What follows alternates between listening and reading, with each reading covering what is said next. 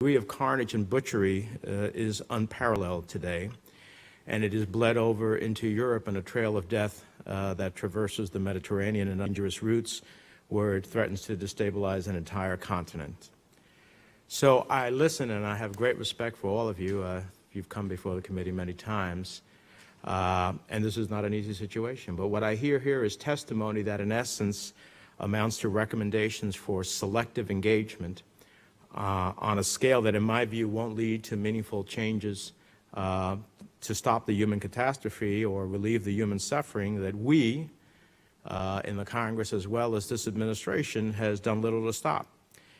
I think we had an opportunity to effect that when several years ago this committee passed a bipartisan effort to arm and vet the moderate Syrian rebels at a time that it would have made a difference. Unfortunately, the administration was not ready to engage in that. And when it did, it was way too late, and the conflict had already conflagrated in such a way that there were no clear sides, so to speak.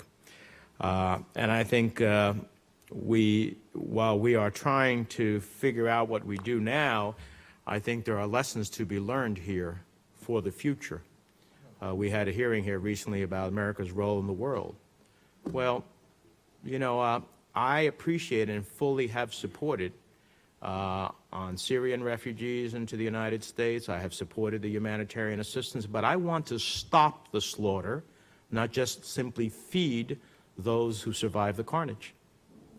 And in that respect, I don't get much of a sense that we have a lot of options. I think we have lost the opportunity and emboldened and strengthened our enemies, whether those are Assad, Iran, Russia, the Islamic State. And I think history is not going to look too kindly on us in the years ahead. So with that as my own perspective on where we're at and how we got here, the question is, how do you, specifically, if you could give me an A, B, or C, affect the calculus and the leverage with Russia, who clearly has its interests? It's committed troops. It changed the paradigm. It gave Assad a new life at a time that Assad, look at the differences of Assad in July versus afterwards. Very dramatic difference. And we are even in the midst of some negotiations that say we accept him for a period of time. God knows how long that's going to be. The Iranians, as you have all testified, they have their interests, and their interests largely don't coincide with ours, or for that fact, the Syrian people, most importantly. So how do we, and we seem to be hesitant to do anything to push back on them because we're worried that anything we do affects the nuclear agreement. So at the end of the day, what are the potential, and the Russians at the Security Council can veto anything. I agree with you that having consequences for not permitting, humanitarian assistance and other elements of a ceasefire, that there should be consequences for those who violate it. But if it's going to be at the Security Council, you've got a Russia who's not going to vote for that. So at the end of the day, what are the things that we can do to leverage against or with Russia and Iran, the two big players here, as well as other regional players? But where do we start there that we can change the dynamics? Because otherwise, we're just going to keep having these hearings and talk about the carnage, but we're not going to do anything to end it.